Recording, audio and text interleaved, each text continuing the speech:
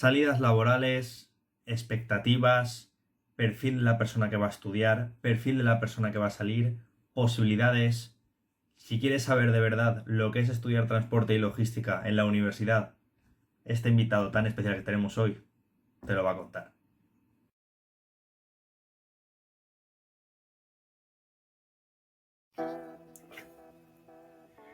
Muy buenas a todos y bienvenidos un día más a vuestro canal, A Tu Tiempo es Oro. Hoy es día de continuar con nuestra sección Importando con, y en esta tercera edición, en esta tercera entrega, tenemos el grandísimo placer de poder tener a un entrevistado con un gran bagaje profesional dentro de nuestro sector, el transporte, la logística, el comercio internacional, la supply chain. Además, dentro de este bagaje tenemos dos vertientes: la vertiente más de nivel empresa, trabajando en empresas como Envases Tendero o el grupo Yagu, y la vertiente más vocacional, dedicada hacia la orientación y la formación de personas que a fecha de hoy se encuentran trabajando dentro del sector y de personas que en un futuro tal vez aporten talento a nuestro sector. Hablamos con una persona que actualmente tiene el cargo de coordinador del grado en gestión del transporte y la logística. Nuestro invitado, autor del libro Logística 5.0, transporta tu logística al mundo digital, Juan Antonio Marco Montes de Oca.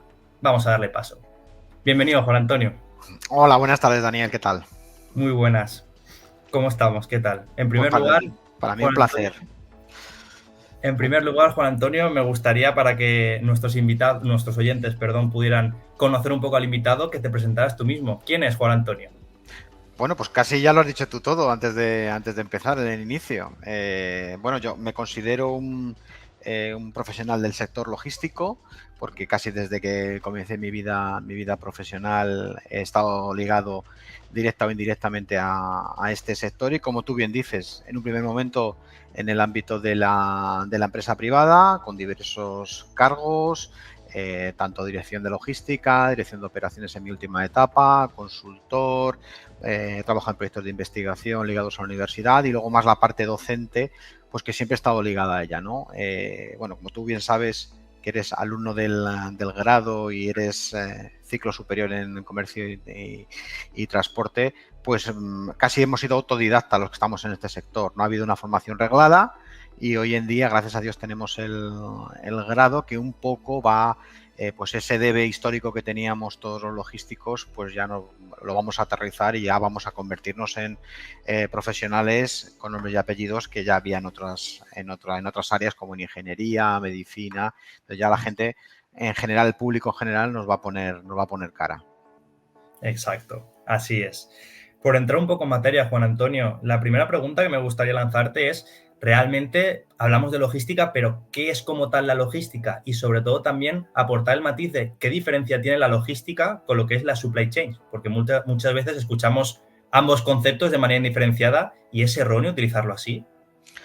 Sí, podemos decir que hasta el año 2000 más o menos los conceptos se solapaban. O sea, realmente el concepto de cadena de suministro empiezan a hacer a principios de los años 2000, porque antes lo que se hablaba básicamente era de logística, y si nos retrotraemos un poco más atrás se hablaba simplemente de distribución, ¿eh?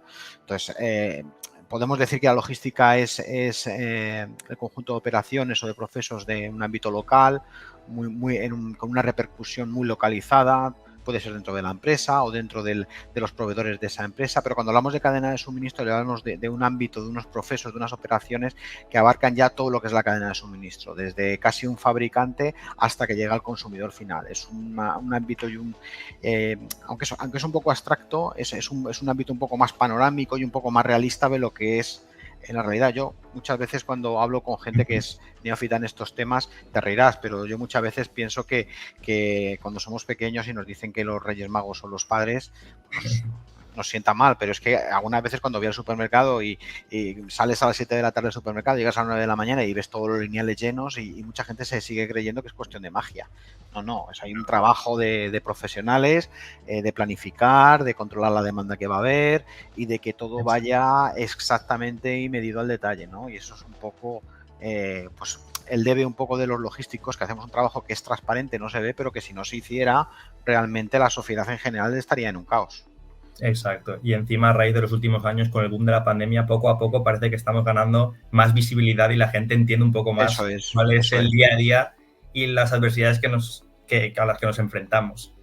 A Fíjate, nivel... Dani, yo, Dime. perdona que te interrumpa, No, no, es muy dime. curioso que yo en los foros, antes de la pandemia, yo asistía a muchos foros profesionales y todo esto, Sí, hablando con compañeros, y yo siempre decía lo mismo, porque todo el mundo que estábamos trabajando en el sector comentaba la misma situación, de decir, es que no nos ve, nadie nos reconoce nuestro trabajo. Y yo decía en varias intervenciones, digo, lo que necesitamos es un buen asesor de imagen, el sector necesita un buen asesor de imagen.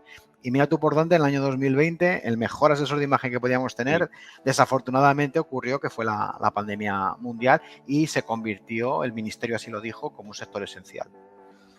Así es, así es. Juan Antonio, a nivel un poco más personal, me gustaría preguntarte qué fue aquello que despertó tu curiosidad o cuáles fueron tus inicios dentro de este sector profesional y si esos inicios tienen alguna relación con tus estudios académicos, ¿cómo empezó todo?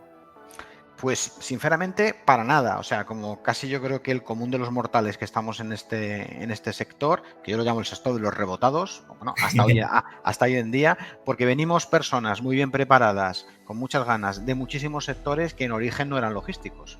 Yo Claro. soy ingeniero industrial y mis primeros trabajos fueron diseñando tarjetas de identificación por radiofrecuencia, es decir, ligado a la parte más electrónica y automática, que era mi especialidad, pero luego a raíz de proyectos de investigación, consultorías, trabajo en empresa, etcétera, etcétera, pues te vas desviando hacia ahí, porque bueno, al final el derrotero profesional de cada uno muchas veces se puede programar, pero hay muchas veces que es totalmente ingobernable, ¿no? Al final vas donde hay trabajo y aquí había muchísimo trabajo y sigue habiéndolo y al final, bueno, pues tus derroteros profesionales van para donde un poco te reclaman.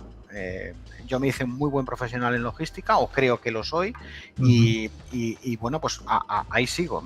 Encontré un nicho de mercado que no había bastantes profesionales preparados en esto y bueno, y al final, como dicen en mi pueblo, en el reino de los ciegos, el tuerto es el rey. Entonces, bueno, pues ahí estoy, ¿no? Y por muchos años. Muy bien. Sí que es cierto que veo esa misma pauta repetida en muchísimas personas que se adentraron en este sector profesional sin tener unos estudios o un bagaje académico que le respaldara hasta fecha de prácticamente hoy en día que ya tenemos el nuevo grado, sí que tenemos la formación profesional, pero muchísimas personas de generaciones anteriores no han tenido la posibilidad de estudiar esto. Sí que es verdad que es un patrón que se repite. Es que es un sector muy agradecido el logístico. ¿A qué me refiero con que es un sector muy agradecido? En que nadie te va a preguntar de dónde vienes, lo que sí te van a preguntar es si eres un buen trabajador, si estás motivado, si eres eficiente. Es decir, ya te digo que no es un sector como a lo mejor el sector médico, no tengo nada contra los médicos, o el sector de la abogacía, o en que sí que te piden un cierto pedigrí de dónde has trabajado, qué has estudiado para poder meterte. No, aquí a día de hoy, esto afortunadamente o desafortunadamente, ¿no? Para quien estemos hablando, esto va a cambiar, ¿no? Porque ya hay un grado reglado y a partir de un par de años, cuando empiecen, por ejemplo, aquí en la Comunidad Valenciana, los primeros egresados del grado, ya Ujú. el mercado va a empezar a demandar ya graduados con un grado oficial y que van a poder ejercer como tal, ¿no? Entonces, al final se trata de eso, que es un sector que si tienes ganas de trabajar y eres eficiente y bueno en tu trabajo, nadie te va a decir nada. Entonces, por eso es un sector muy poco atractivo, pero donde hay mucha vida laboral y mucho futuro. Ujú. Ahora, Juan Antonio, respecto a esa primera experiencia dentro del sector, ¿cómo fue esa primera experiencia y sobre todo y más importante, qué aprendizaje te llevaste en tus inicios? Pues mira, yo como buen ingeniero soy bastante cuadriculado, ¿no? Y yo tenía el concepto cuando salí de la carrera en que si yo programo bien y planifico bien, pues en principio pues todo tiene que salir bien, ¿no? Claro, esto choca un poco con la logística. La logística, Claro. y eso es una de las cosas que te empiezas a dar cuenta cuando trabajas, es que tú te vas de las 7 de la tarde de la empresa con todas las cargas preparadas, con todos los trailers que tienen que venir a cargarlos, contratados, etcétera, y te das cuenta que al día siguiente te faltan 2 personas que tienen que cargarte los camiones, la mercancía no está del todo preparada, la documentación está mal hecha o no está hecha o nadie sabe nada de ella, de los 4 trailers vienen 2 porque 2 han pinchado una rueda, se han puesto malos los conductores, y a todo esto el departamento comercial diciéndole que tienen que estar a tiempo en tal ciudad. Y eso es nuestra vida del día a día. Tú que tienes tu cierta experiencia laboral lo habrás visto en tus puestos de trabajo. Ni Al mucho final, menos. mismo nivel, pero sí que es verdad que problemas muy similares a los que estás comentando y habiendo cerrado un día con todo planificado y preparado para el día siguiente y luego te encuentras un panorama, un contexto muy distinto al que pensabas que te ibas a encontrar, tal cual. Exacto, exacto. Esto no quiere decir que no se sea una persona cuadriculada, programada, precavida, ¿no? Todo eso ayuda mucho. Eso hay que serlo no solamente en logística, sino en cualquier ámbito laboral y profesional. Pero sí que es verdad que aquí tienes que estar sujeto a una cantidad de variables que no puedes controlar grandísimas. Y lo malo o bueno que tiene nuestro sector es que encima tienes que poner la cara por algo que ha pasado mal en la cadena de suministro y que tú no eres directamente responsable, ¿no? Eso también es muy común, ¿no? Que tienes que poner la cara y dar explicaciones cuando tú no eres el que ha cometido el error, por así decirlo, ¿vale? Exacto. Pero bueno, es lo que vivimos, nuestro día a día. Sí. Muy bien. Y Juan Antonio, si tuvieras a esa persona de 20 y pocos años, en el caso de los estudiantes, en el perfil del grado universitario, esa persona joven que está lanzándose dentro del sector, ¿por dónde le recomendarías empezar como primera experiencia? ¿Una agencia de aduanas, una agencia de transportes, un transitario, en almacén? A ver, yo, como vengo de la vieja guardia, y no es que sea muy mayor, pero vengo de la vieja guardia, yo siempre digo que el corazón de la logística, de todo proceso logístico, viene del almacén. O sea, no digo que su primera experiencia sea trabajando en un almacén, pero si puede hacer prácticas a lo largo de su grado, siempre durante esa formación, si puede pasar por algún periodo de esas prácticas por el almacén, siempre es muy interesante. ¿Por qué? Porque ahí es prácticamente donde comienza todo, ¿vale? Por donde pasa todo, donde comienza todo y por donde transita toda la mercancía, ¿no? Y tener esa pequeña experiencia en el corazón de la logística, que es el almacén, siempre es interesante.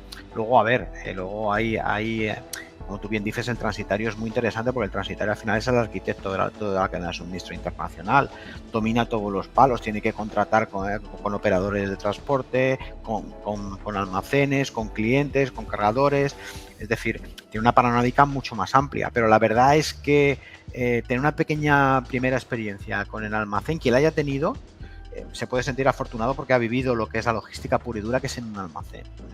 Luego ya, evidentemente, pues el resto de partes de la cadena de suministro es interesante conocerlos, ¿vale? Sobre todo lo que es muy interesante es, aunque tú trabajes durante muchos años de tu vida en una parte de la cadena de suministro, que hayas pasado un poco por todas. ¿Por qué? Porque así, cuando tú hables con alguien y te cuentes sus problemas, le vas a entender. Porque si no has trabajado en su lado, no te has puesto en sus zapatos, no vas a entender. Entonces, que los profesionales logísticos, y es algo que, por ejemplo, en nuestro grado de gestión del transporte y la logística en Florida decimos mucho, o sea, para entender lo que le está pasando, el problema que está pasando una determinada parte, un determinado agente de la cadena de suministro, tienes que tener esa panorámica como profesional para entenderle y poder darle la mejor solución. Porque hay aquí una cosa muy evidente en logística, y es que tenemos que ser gestores de riesgos. Y gestores de riesgo me refiero a que cuando tomamos una decisión tenemos que pensar siempre en los efectos que va a tener esa decisión, tanto para la empresa como para tu personal, fundamentalmente, como para el cliente final. Entonces, tener esa panorámica de todo lo que es la cadena de suministro es fundamental, por lo menos para el profesional de logística de hoy en día. Exacto, y de esa manera podrás mostrar mucha más empatía con el resto de profesionales y entender qué tipo de problemas se están manejando y qué riesgos se están gestionando. Exactamente. Sí que es verdad que a nivel personal, por ejemplo, cuando estuve dentro de IFS, tuve la oportunidad de ir a los almacenes de Stock Cargo, que están dentro del mismo grupo. Stock Cargo es el almacén con el que IFS gestiona todas las mercancías que están moviendo, y te aporta esa visión de entender realmente lo que estás manejando en la oficina físicamente, cómo se está gestionando. Entiendes realmente lo que estás viendo en tu día a día, pero de manera física, con lo cual te aporta ese añadido, esa visión extra, que sí que es verdad que ayuda muchísimo a entender lo que estás haciendo. Ahora, así es. Juan Antonio, ya que estabas mencionando la importancia de la figura del almacén, dentro de las cadenas de suministro tan globalizadas que tenemos hoy en día, ¿qué papel juega este centro logístico, el almacén? Bueno, a ver, habría que diferenciar lo que es un almacén de una pequeña empresa a lo que es un centro cross-docking. O sea, hay almacenes de todo tipo. Hay almacenes en que la mercancía simplemente regula que haya un flujo continuo de inventario a lo largo de la cadena de suministro, ¿vale? O podemos estar hablando de un almacén que simplemente es el almacén de una pequeña y mediana empresa que lo tiene para su materia prima cuando vienen sus proveedores y que simplemente luego la distribuye a sus clientes finales. O podemos hablar ya de un poco centros más avanzados, como pueden ser los centros de cross-docking, donde la mercancía realmente pasa unas pocas horas, se desconsolida la mercancía que viene de diferentes proveedores y se consolida esa mercancía dependiendo de a qué clientes va y a qué destinos va, ¿no? En otros tipos de vehículos, ¿no? Entonces, claro, varía mucho el concepto de almacén. Exacto. Ahora, viendo el bagaje y tu experiencia que hemos estado comentando en la introducción, ¿cómo es el día a día en un almacén? ¿Cómo es la primera hora, el primer momento desde que entras hasta el cierre final de una jornada laboral dentro de un almacén? Bueno, pues aquí, hombre, dependiendo de cada maestrillo tiene su librillo, ¿no? Pero yo cuando he trabajado en un almacén, lo que hacía a primera hora de la mañana era, bueno, pues si había habido tres turnos y alguien había trabajado por la noche, evidentemente que me diera el parte y yo ver un poco lo que había ocurrido durante la noche, ¿no? Sobre todo si es un almacén que lo que hace es abastecer de materia prima a una planta de producción, ¿no? Y ver un poco las incidencias que ha habido, si ha habido alguna rotura de stock, si ha habido algún problema en producción que se ha tenido que subsanar con más materia prima de la debida, algún error de inventario, todo eso antes que nada. Después reunirme con mi equipo de trabajo y ver de acuerdo al plan de ese día, pues cuáles son las funciones a realizar y cuáles son los ítems más importantes para llevar a cabo, ¿vale? Todo eso contando, entre comillas, con que voy a tener a toda la plantilla, que eso es otro tema, porque yo, después de 20 o 24 años ya de trabajo en el sector, te das cuenta de que prácticamente nunca tienes la plantilla completa, porque no he estado en una baja laboral, he estado en una baja por maternidad, está por una enfermedad. Es decir, yo casi nunca he tenido la plantilla completa y al final vas haciendo un poco tapando agujeros por todos los lados para que salga el trabajo adelante. Pero básicamente es eso, es planificar el día a día, planificarlo dentro de lo que cabe, porque como te acabo de decir al principio, a lo mejor a las 2 horas surge cualquier cosa y cambia. Esto es muy dinámico. Exacto. Y ahora, Juan Antonio, respecto a los peligros que pueden haber dentro de un almacén, ¿son tan reales como realmente parecen desde fuera? Y si es el caso, ¿has podido presenciar algún accidente que por desgracia ha sucedido dentro de un almacén? Pues sí, los accidentes en un almacén se suelen dar cuando el almacén no está bien dimensionado. ¿A qué me refiero? Pues a que tiene más mercancía de la que toca o que no tiene los equipos ni el personal preparado para manejar esa mercancía, que también suele pasar. Entonces, suele pasar por eso, porque hay un fallo en el dimensionamiento, ¿vale? ¿A qué me refiero? Pues que los índices de rotación de la mercancía no sean los correctos y la mercancía no rote a la misma velocidad y eso provoque una saturación del almacén, ¿vale? Todo eso siempre provoca mucho accidente. Y luego una mala preparación del operario en el almacén.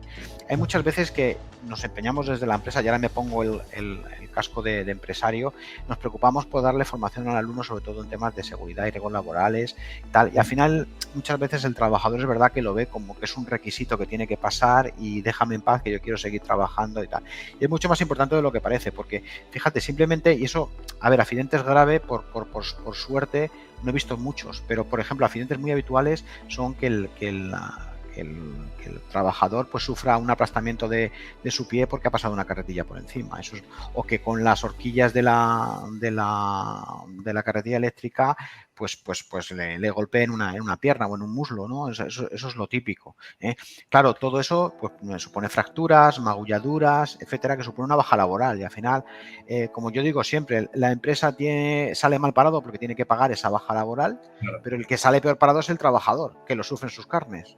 Exacto. Entonces, al final, sí que es verdad que en el almacén es donde hay más siniestros en toda la cadena de suministro. Y es por eso, porque no están bien dimensionados y luego porque el personal o no está bien preparado o no tiene el equipamiento necesario o sinceramente porque hay una negligencia, ¿no? Entonces, siempre hay que tener zapatos de seguridad, casco, cuando uno se monte en la carretilla eléctrica que se ponga el cinturón y sobre todo ir con chalecos reflectantes para que, bueno, pues que se sepa que hay una persona trabajando en ese lugar y que, oye, y bueno, y cosas fundamentales y cosas obvias como, por ejemplo, las cargas más pesadas no las pongáis, no sé, que no se pongan arriba del todo en una estantería.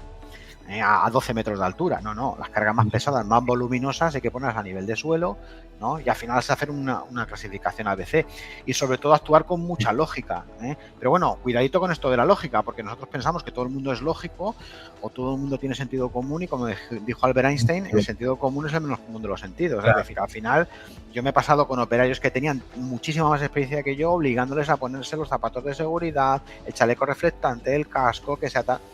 y al final pues es tu día a día, estar echando la bronca continuamente y oye, pues bueno, pues haciendo que se cumplan las normas. Y personalmente, una duda que me surge, ¿cómo crees tú a nivel individual que se puede generar esa conciencia en los profesionales de la importancia de la seguridad y de hacer las cosas bien? ¿Cómo podemos concienciar al trabajador de que realmente es muy importante que entienda que debe seguir unos pasos y debe tener cuidado ya no solo con la empresa, sino con su propia seguridad individual? Pues a ver, aquí dos maneras de hacerlo. Una con un ejemplo y otra poco a poco, pues eso, que a base de cursos y de metodología y de estar todo el día recordando. Cuando digo lo del ejemplo es pues que vean un compañero que ha sufrido un accidente. Ya. Pues eso es lo mejor para que todo el mundo se ponga las pilas y diga, hombre, la ha pasado él, pero me puede pasar a mí, ¿no? Pero bueno, si llegar a esos extremos, lo lógico es que pues haya una labor de concienciación por parte de los responsables de equipo, del jefe de almacén, del director de logística en su caso, y oye, pues que llegado el momento, si hay que imponer una serie de sanciones y faltas leves, pues oye, también sí que hacerlo así. Al final somos como niños pequeños, al final las medidas coercitivas son las que mandan en la empresa, y si tienes que imponer una falta leve a una persona, una falta grave, pues si le toca a nivel ya de salario, pues o de suspensión de que tenga que faltar unos días a su trabajo, pues habrá que hacerlo, ¿no? Pero bueno, esto es así.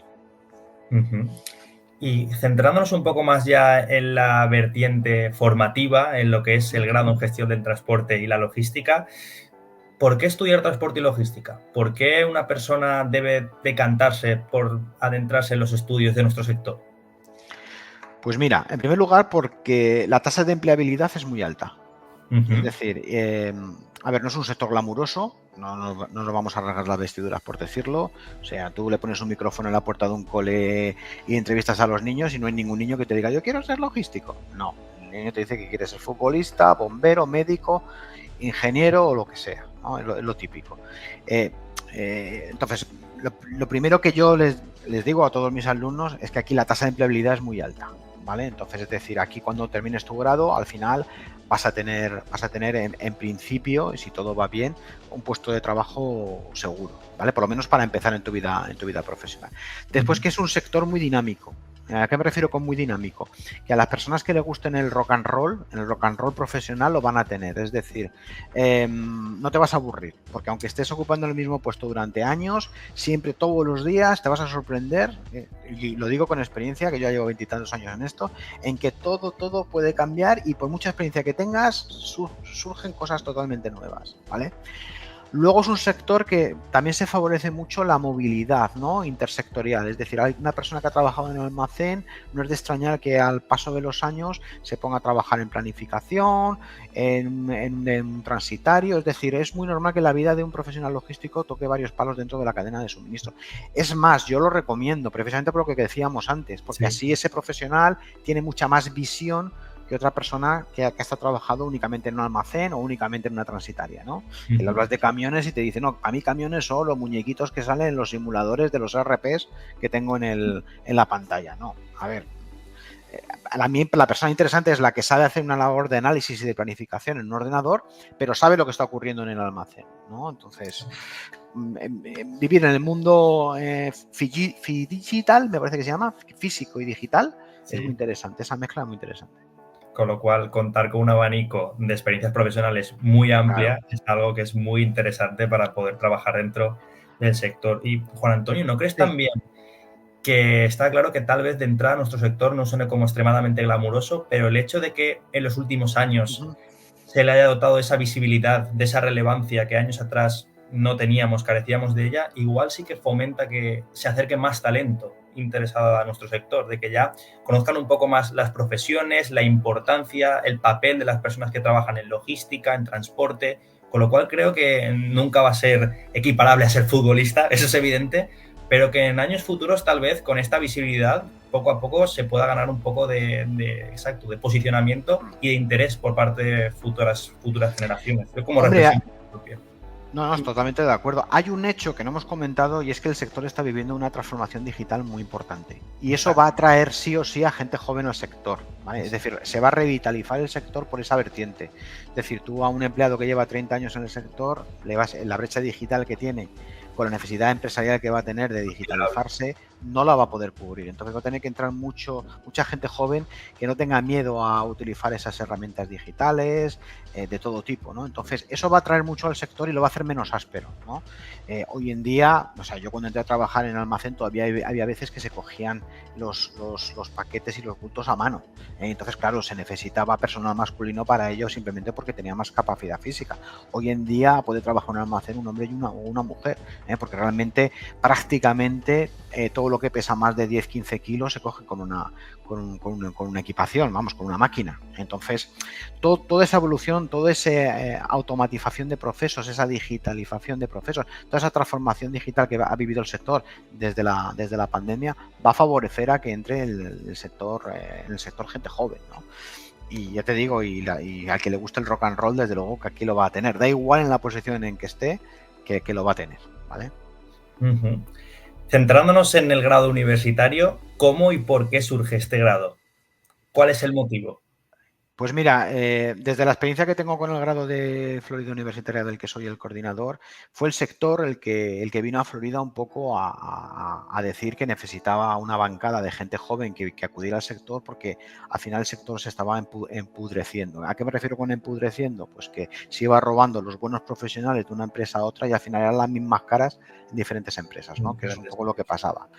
Entonces, claro, visto esto y viendo que no había más margen de maniobra y visto también el tema de la pandemia, que la necesidad de tener gente joven y preparada para afrontar los retos digitales que tenía el sector, pues bueno, hicieron venir a ese grupo de empresas, acudieron a Florida para que pues se pudiera, junto con la Universidad Politécnica de Valencia, se pudiera diseñar un grado adaptado a las necesidades de la empresa. Y hoy en día, a riesgo de que haya otro grado en Madrid y otro en Barcelona y alguno más por el norte de España, es el plan de estudio, dado que tiene 3 años, más moderno de todo el Estado español.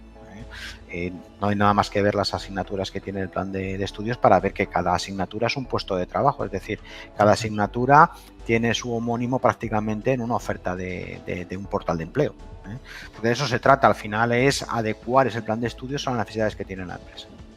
Mira, precisamente por ello te iba a preguntar ahora mismo, por el plan de estudios que presenta esta oferta formativa. Pues mira, es una oferta formativa diferente a los planes de estudio que había de otros grados, primero porque es el más moderno.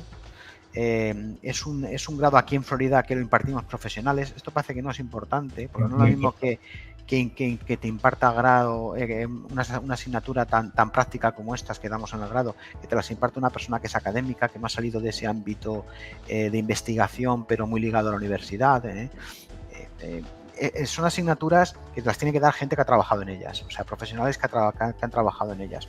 ¿Por qué? Porque te van a contar por un lado la teoría, pero por otro lado te van a contar la realidad que te vas a encontrar. Y eso es muy importante porque evidentemente cada persona que sale del mundo laboral se tiene que equivocar y tiene que cometer sus fallos, pero si ya has tenido un profesor que eso te lo ha avisado con anterioridad, pues puede ser que esos fallos sean menores. Y luego, sobre todo, que te haga entender que no todo está en los libros. Claro. No todo está en los libros. La teoría es muy importante, pero la práctica también lo es, ¿no? Y desde aquí, desde Florida, hemos fomentado eso, que las clases, las asignaturas estén fomentadas por gente que haya trabajado en ellas. Nuestro claustro de profesores, a día de hoy, no digo que dentro de 20 años sean académicos y tal, somos gente que hemos trabajado en el mundo de la empresa y eso se nota. O sea, tú que tienes encima experiencia, Daniel, cuando hablas con una persona que no ha tenido experiencia laboral se la nota. O sea, en logística no puedes mentir, se nota enseguida. Sí, claro. Entonces, aquí de lo que se trata es eso, de que para formar de manera adecuada a los futuros profesionales, pues qué mejor que los profesionales actuales, ¿no? Para que un poco les pongan al día de lo que hay. Además, es un valor diferencial porque luego cuando tú mismo como alumno entres ya no a hacer las prácticas y luego tienes suerte y puedes quedarte a trabajar dentro de la empresa, cuando te encuentres ciertos tipos de problemas te acordarás de los comentarios y de la experiencia del profesional que has tenido en clase impartiéndote y enseñándote, con lo cual es que es una base muy interesante. Estoy completamente de acuerdo. Refiriéndonos más concretamente al plan de estudios, que se me ha olvidado comentártelo porque me he ido por otro lado. El primer año es muy interesante porque aunque hay asignaturas transversales, creo que en algún vídeo tuyo lo has comentado, aunque hay asignaturas transversales, hay 3 asignaturas que ya son muy especializadas. que es fundamentos de cadena de suministro, fundamentos de sistemas de transporte y defensa de operaciones. Eso es. Son muy interesantes porque ya centran al alumno, le empiezan a inocular el veneno por el gusto de la logística y hace mucho más llevadero el primer año. Evidentemente luego ya en segundo aterrizan más asignaturas de especialidad y ya muchas más en tercero y en cuarto, ¿no? Entonces eso sí que es interesante y que es diferente al resto de planes de estudio en donde no hay casi en el primer año de grado esas asignaturas de especialidad que gustan al alumno. No, Pero claro, enfrentarse a asignaturas como gestión de empresas, estadística, que son exacto. muy necesarias en el ámbito directivo, pero que tienen todos los grados, a tener ya en primer año por lo menos 3 asignaturas que le aterricen con el sector y que le permitan hablar de tú a tú con alguien del sector, ¿no? Que son muy interesantes de cara a las prácticas de segundo. Exacto, y además personalmente creo que no hay que minusvalorar esto porque ya te hace estar en contacto con este mundo logístico desde el principio, desde primero. Y esto es algo que tal vez en otros grados universitarios, en otras universidades, no tienes. Esa cercanía con el mundo logístico ya el primer mes del primer curso es tal vez muy difícil de encontrar en otro plan formativo. Eso es muy interesante. Ahora, ¿qué salidas laborales puede ofrecer este grado universitario el día de mañana para las personas que lleguen a ser primeros egresados? ¿Qué oportunidades van a tener? Pues mira, y te va a afectar a ti porque tú lo estás viviendo. Sí, así es. Cuando terminas el grado, todo lo que tiene que ver con dirección, responsable y jefe son los 3 sustantivos que te van a poner para los puestos de trabajo que te ofrezcan, ¿vale? Simplemente por tener ese grado. Que difieren mucho de cuando terminas un ciclo superior, en donde tienes mucho conocimiento, pero eres a nivel operativo, ¿vale? Eso tiene sus ventajas y sus desventajas. Ventajas, evidentemente, que tienes un poder de decisión mucho más grande que alguien que es técnico, que alguien que viene de formación profesional.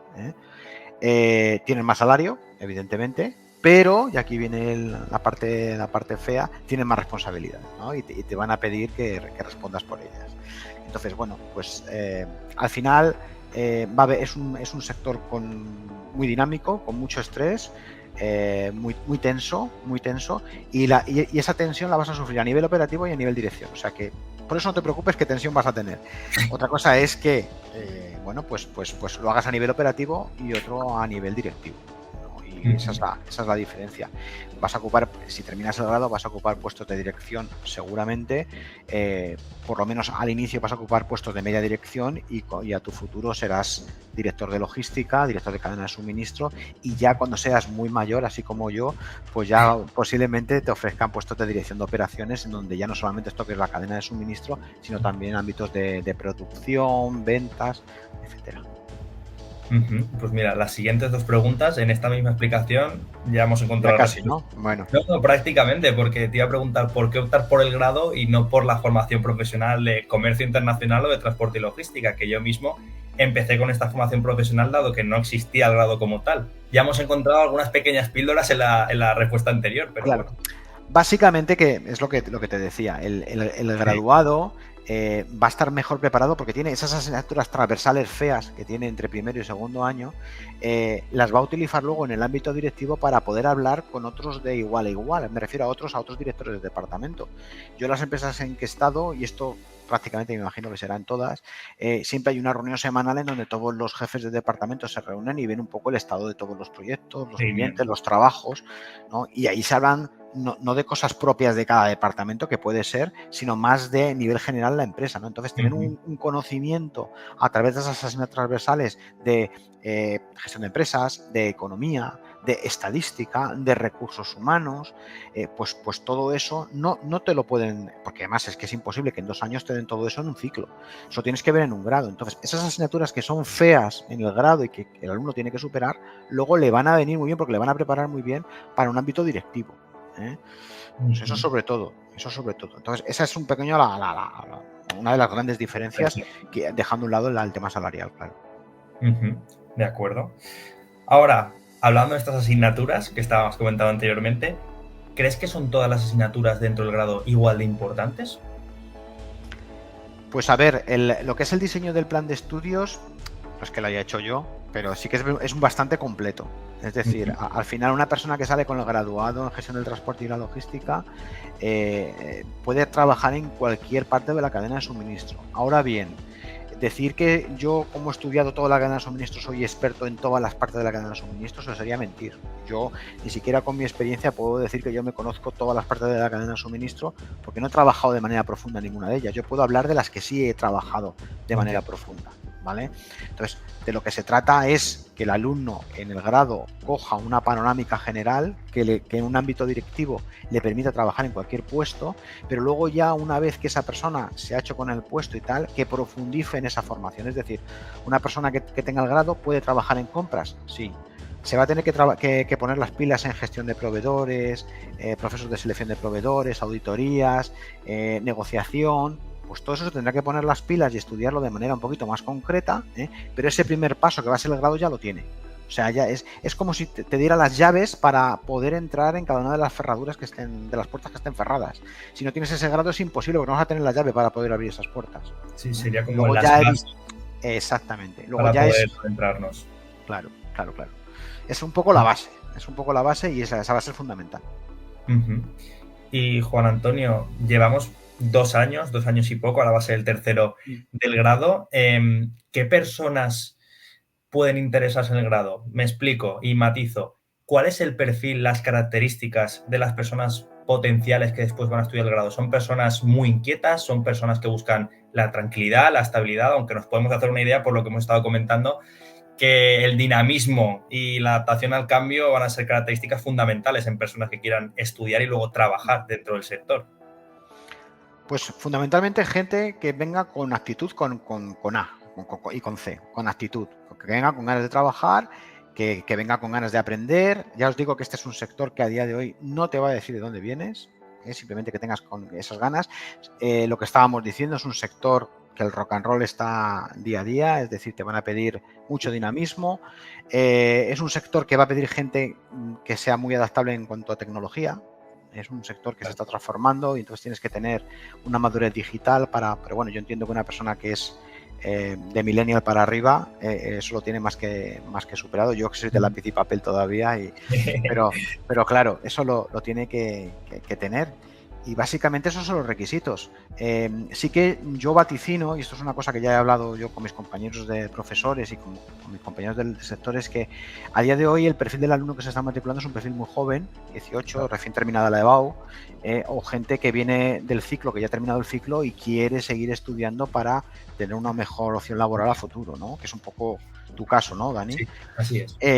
Y yo sí que vaticino que en cuanto salgan los primeros egresados de aquí a 2 años, el mercado se va a empezar a llenar de egresados y las ofertas de trabajo van a pedir como requisito mínimo para poder entrar, vehiculante para poder entrar en el sector, en ciertos puestos altos del sector, van a pedir este grado. Entonces, yo vaticino que gente que ahora mismo tiene en el sector entre 30 y 50 años va a intentar graduarse, porque si no se va a quedar fuera del mercado.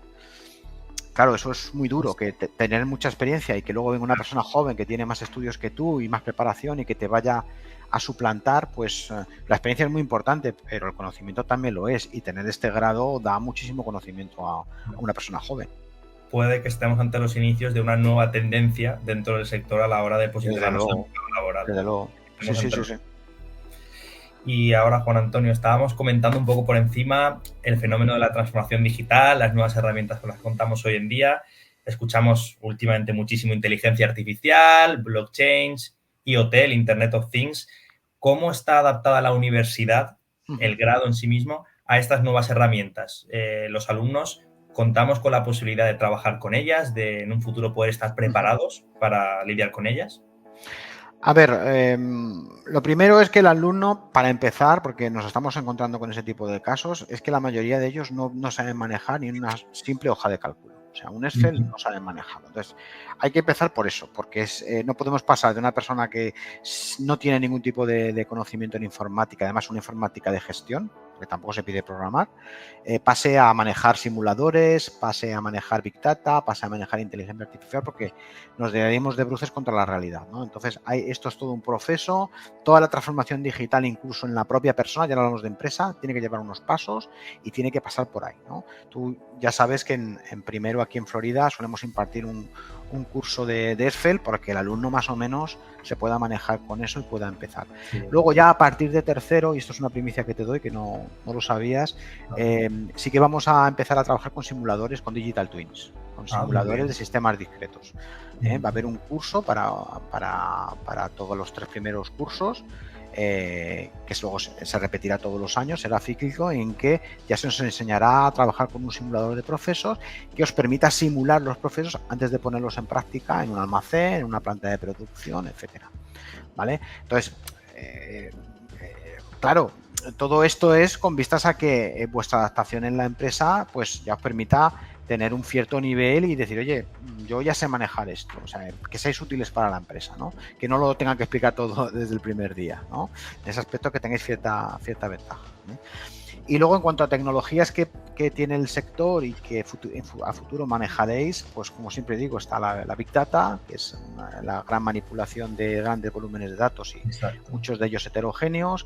La inteligencia artificial, que lo que va a hacer es coger esos datos de Big Data, los va a moldar de acuerdo a la toma de decisiones que tengamos que realizar, y luego los Digital Twin que hemos estado hablando, es decir, la simulación de procesos, la simulación de operaciones y saber ya a priori si algo va a funcionar o no va a funcionar antes de ponerlo en marcha. Eso también es muy interesante por el ahorro de costes. Yo al principio de mi vida laboral tuve que montar varios almacenes y al final costaba muchísimo dinero montar y desmontar almacenes, porque lo que sobre el papel parecía que era hacia los procesos o las operaciones eficientes, luego no era la realidad así. Claro. Entonces había que desmontar otra vez todo. Entonces todo esto ya está superado con los simuladores de sistemas discretos o los, ya que estamos con los anglicismos, con los Digital Twin, ¿no? Que es con los gemelos digitales, que lo que hacen es eso, emular una situación pseudo real, ¿no? Y extraer unos datos y poder tomar a través de esos datos decisiones. Y ahí la diferencia entre la inteligencia artificial y la humana es que esas decisiones las tomará de manera automática una máquina y de la manera que lo está haciendo ahora mismo, pues las toman personas. Pero tener partir de una premisa de datos válidos, que es lo que nos da Big Data y los simuladores de sistemas discretos, es lo fundamental para que luego, ya sea la inteligencia artificial o seamos nosotros, podamos tomar las decisiones mejores. Para enfrentarnos a esos riesgos, a esos peligros que comentábamos Eso al es, principio de la entrevista. Eso de acuerdo. Y Juan Antonio, ¿es el proyecto integrado con el que trabajamos dentro de la universidad el valor diferencial de Florida respecto a otras universidades? ¿Es aquello que es realmente es uno de los valores, diferenciales. Hemos dicho que el primer valor diferencial es el profesorado, que es un profesorado profesional. El segundo es que el alumno tiene prácticas desde segundo año, tiene prácticas en segundo, en tercero y en cuarto. La tecnología que a partir de tercero vamos a empezar a utilizar con el tema de la simulación de sistemas discretos, es un valor interesante. Y luego se suma el proyecto integrado. El proyecto integrado es que lo que nos permite es que todas las competencias transversales que no podemos desarrollar en cada una de las asignaturas a nivel individual, lo que hacemos es que las metemos en lo que llamamos el proyecto integrado, para que esas competencias transversales, como son resolución de conflictos, trabajo en equipo, negociación, todo eso que al final es lo que el futuro profesional se va a encontrar en la empresa, el trabajar por proyectos para un cliente, lo hagan. ¿Y cómo lo hacen? Pues se establece como una asignatura extra, sin serlo, en donde la calificación final que se obtiene en ese proyecto integrado forma parte de un porcentaje del resto de asignaturas, ¿no? Y es otro valor diferencial importante, porque es que además el alumno, aparte de todo eso, le enseña, no solamente él, sino su equipo de trabajo, le enseña a cumplir con los plazos, a cumplir con una serie de entregables, a cumplir con los mínimos de calidad que se le van a exigir por parte de la coordinación del proyecto integrado, a tener cierta oratoria, a defender tus ideas, tu propuesta de mejora con ese proyecto delante de un tribunal, muchas de las veces especializado y que sabe mucho más de los que están defendiendo. Entonces, todo eso hace que el alumno, todas esas habilidades soft, que son diferentes a las hard, que podemos llamar más técnicas, las habilidades blandas y que son tan valorables hoy en día en la empresa, las pueda poner en marcha a lo largo de todo el grado a través del proyecto integrado. Sí, además, antes estábamos hablando de lo que son las nuevas herramientas digitales.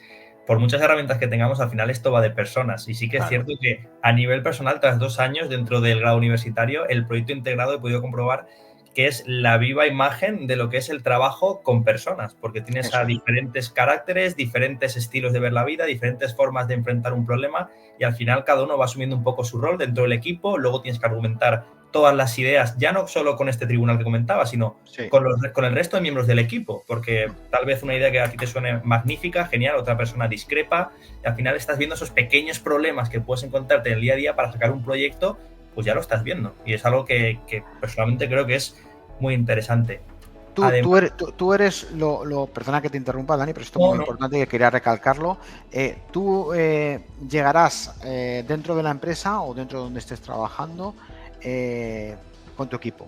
O sea, si tu equipo no funciona, tú no funcionarás. O sea, esto no es un sector de lobos solitarios. Es decir, aquí si un miembro del equipo no está a gusto y no hace bien su trabajo, le repercute en todos.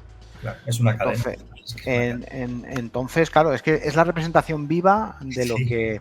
El recurso humano es la representación viva del recurso material. Es decir, si estamos hablando de cadena de suministro, estamos hablando de cadena de esfuerzos, cadena de comprometerse con los demás. Este es un sector, ya te digo, que como tú no puedes... Es que te lo digo porque me ha pasado a mí. Como tú no puedes controlarlo todo, al final dependes de que el resto de variables las pueda controlar el resto de los miembros de tu equipo, porque si no, tú estás muerto literalmente, profesionalmente hablando, porque eres incapaz de poder reaccionar, porque no vas a tener las herramientas para poder hacerlo tú solo. Entonces es una cosa que sí que se inculca en el grado desde el primer curso, y esto es muy chocante, porque yo cuando planteé esto a mis compañeros del claustro, porque me planteaban hacer el proyecto integrado en segundo. Claro, en segundo ya el alumno está más maduro y tal, pero yo como les dije, digo, ¿por qué en segundo? Vamos a implantarlo en primero, porque ya en segundo el alumno ya habrá pasado por ese camino duro y difícil. Entonces en segundo le costará menos, en tercero menos, y así adelante. Entonces, la verdad es que no solamente es del grado nuestro, sino en Florida en general, todo lo que tiene que ver con proyectos interdisciplinares, multidisciplinares, etcétera, se trabaja mucho. Es algo que el COP Learning de Florida trabaja con todos sus grados. Y por otro lado, has estado comentando brevemente antes que el primer contacto con el mundo real de la empresa se realiza en segundo. Mi promoción ahora mismo acabamos de finalizar las prácticas hace nada. ¿En qué consiste esta dualidad formativa? Pues a ver, se trata en que esa opcionalidad en créditos que tiene el grado, pues esa opcionalidad se imparta en práctica en la empresa. Por ejemplo, en segundo hay 6 créditos, que son 150 horas reales que el alumno realiza en la empresa. Aproximadamente es un mes, más o menos, son 4 semanas. Sí. En tercero ya eso se duplica, ya son 300 horas, y en cuarto ya son 450 horas, que es prácticamente un semestre completo, ¿no? Entonces, de tal manera que tenemos más de 900 horas de práctica, a diferencia del ciclo, que son 400, ya tenemos más de 900 horas de práctica en la empresa. Entonces, esta dualidad lo que permite es que, pues lo que te decía, que el sector se implique ya en la formación del alumno, no en la fase final, en cuarto año o ya cuando se vaya a poner a trabajar, sino que ya desde su segundo año la empresa esté implicada en la formación del alumno, y que dentro de esa formación esté el contacto con la realidad de una empresa es muy importante. Entonces, desde Florida, cuando diseñamos este grado, ya pensamos en la dualidad, porque para nosotros era muy relevante que si quien había venido aquí a pedirnos tener trabajadores preparados para sus empresas no estaba implicado, no tenía sentido, tenían que estar desde el primer momento. Entonces esa dualidad era fundamental. Aparte que esto es que en Europa ya se hace, o sea, la dualidad está en Europa. Entonces, ¿por qué no, si haya funcionado, por qué no traerlo aquí, ¿no? Entonces, al final todo es, si hay buenas prácticas allí y han salido bien, traerlas aquí tampoco está de más. Además, tal y como tengo entendido, todo esto está basado en este consejo asesor de empresas con el que trabaja la universidad, a partir del que ya no solo se formaliza lo que son las prácticas del alumno, sino otra serie de eventos en los que se trabaja de manera conjunta por tal de fomentar la investigación y el aprendizaje de los alumnos sobre respectivas temáticas, como el delivery, como Eso es. en el transporte, con lo cual eso también está bastante interesante. Sí, ese consejo asesor que tiene Florida se formó porque, claro, para dotar de esa dualidad y de ese conjunto de prácticas que el alumno va a tener a lo largo de su trayectoria en el grado, pues necesitamos tener una bancada de empresas importantes y sobre todo de entidades que representaran bien cada una de las partes de la cadena de suministro.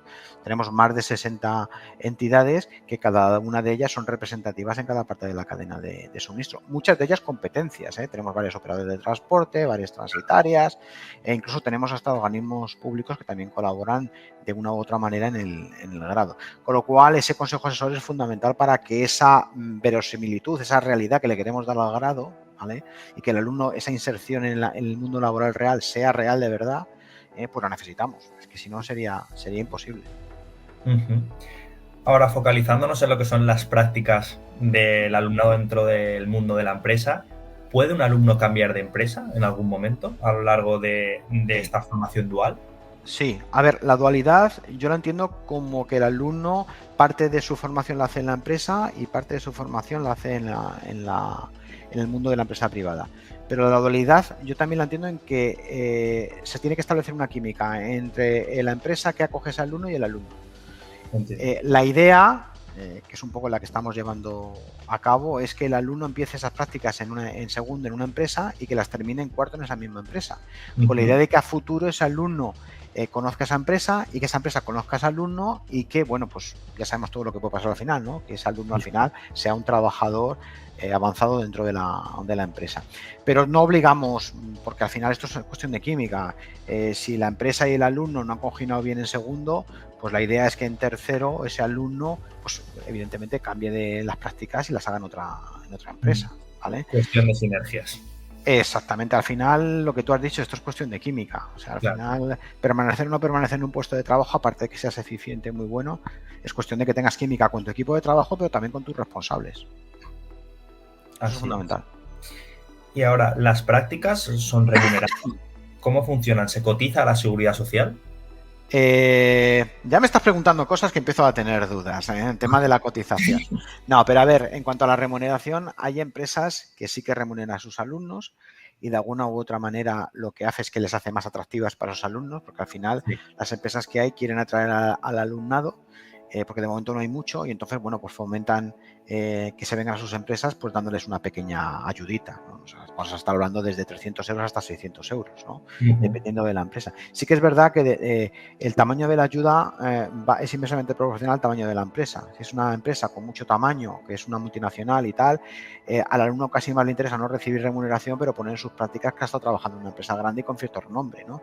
Y por otro lado tenemos las empresas pequeñas que para atraerse a ese alumno interesante lo que hacen es que le remuneran, ya te digo, es simplemente para pagar el transporte y a lo mejor la comida y poco más, ¿no? Y que el alumno esté contento, que se lleve algo a la boca, ¿no? Durante esas prácticas. Pero yo te digo que muchas veces, dependiendo del alumnado, le puede interesar una cosa más, otra cosa menos.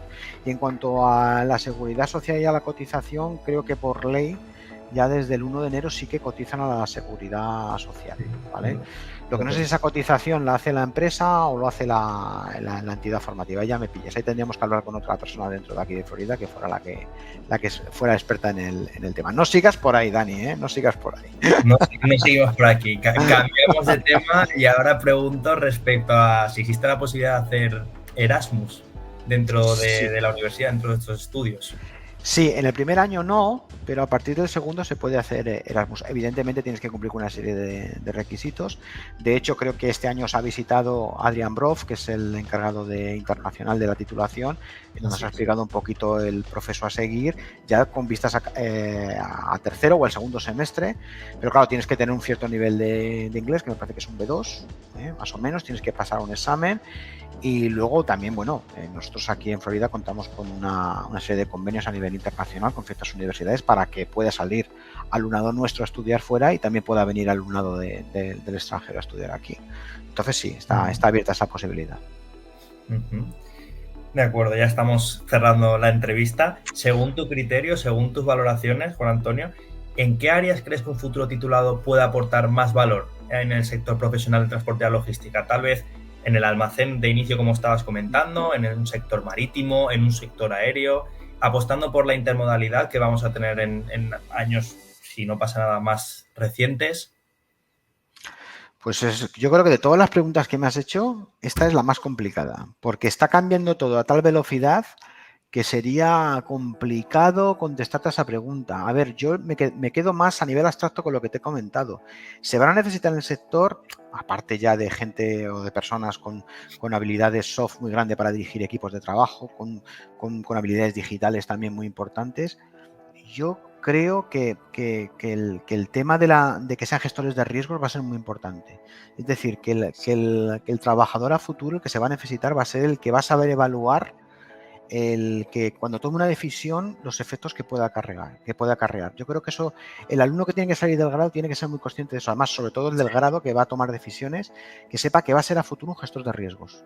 Sí. Y va a implicar esa decisión que tome a mucha más gente. Aguas abajo de su posición y aguas abajo exactamente de la suya. Entonces, esa resiliencia que va a tener que tener ante situaciones que no se espera, la va a tener que afrontar de tal manera que sea un gestor de riesgos experto en ello. Es decir, y esto se hará con la edad. Al final, el conocimiento está muy bien, pero la experiencia al final es la que te va marcando. Exactamente. Entonces, evaluar, sobre todo esto se ha visto mucho después de la pandemia. Antes de la pandemia, bueno, había una serie de riesgos, pero a partir de la pandemia, esos riesgos no solamente a nivel de salud, sino a nivel económico, tomar ciertas decisiones puede acarrear una pérdida económica, no solamente del beneficio que pueda tener una empresa de su venta, sino a posteriori la pérdida de imagen, que eso es un intangible que no se tiene nunca en cuenta, pero con el cliente es muy interesante, ¿vale? Entonces, yo creo que el sector va a necesitar gestores de riesgo. Y además esa gestión del riesgo luego va a derivar en una capacidad resolutiva muy alta.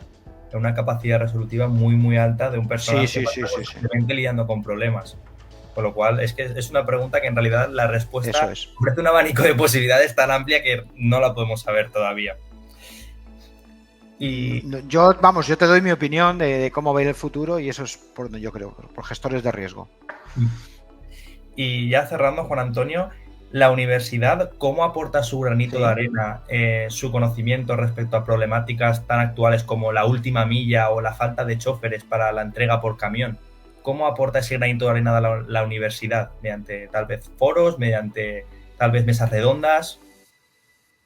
Bueno, a ver, es que estás abriendo un melón que daría casi para otra para otro vídeo. Y oye, mira, casi que te convoco a un siguiente programa que tengamos, que es el tema de la última milla, que hoy en día es de todo lo que es la cadena de suministro, es donde más procesos y más operaciones ineficientes existen, donde hay más pérdida de dinero. Bueno, no hace falta hablar de empresas grandotas que están en ese tramo, pero están perdiendo mucho dinero porque es donde, ya os digo, los procesos, las operaciones son más ineficientes porque hay mucho componente humano. Y donde hay mucho componente humano hay mucha ineficiencia. Lo siento, somos muy ineficientes los seres humanos, pero todo lo que se puede automatizar al final se abaratan costes. Todo lo que no se puede automatizar al final genera gasto. Y eso somos los seres humanos, ¿no? Entonces, todo aquello que no se puede automatizar, la última milla todavía hay mucho por hacer en la última milla, no solamente a nivel de costes, sino a nivel también de sostenibilidad medioambiental.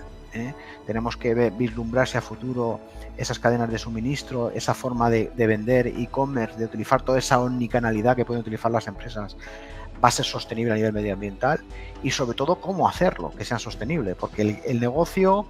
tengo claro que el negocio está ahí, que nos hemos acostumbrado a comprar en pijama desde la pandemia, a comprar comida en el descanso de un partido y... Son nuevos hábitos que tenemos actualmente. Entonces, no le vamos a poder poner puertas al campo. Sé que hay una parte educativa de que vamos a tener que educar a las nuevas generaciones en que eso no es sostenible medioambientalmente, pero hasta que eso se pueda realizar y hasta que eso llegue, que pueden pasar años, tenemos que dar una solución técnica y operativa que yo creo que pasa por hacer más eficientes los procesos en la última milla.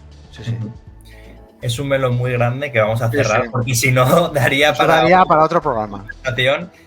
Nada, no te robamos más tiempo. Muchas gracias, Juan Antonio, por estar aquí, por pasarte por el canal. Espero que hayas estado muy a gusto. Mucho. Nada, al resto de oyentes que están compartiendo este rato con nosotros, espero que os hayamos vislumbrado un poco más de información y más de contenido acerca de los estudios y el grado en gestión del transporte y la logística. Espero también que os haya gustado el vídeo. Si es así, apóyalo, dale un me gusta, suscríbete al canal si no lo estás y os leo en los comentarios. Muchas gracias y un saludo. Un saludo a todos, gracias.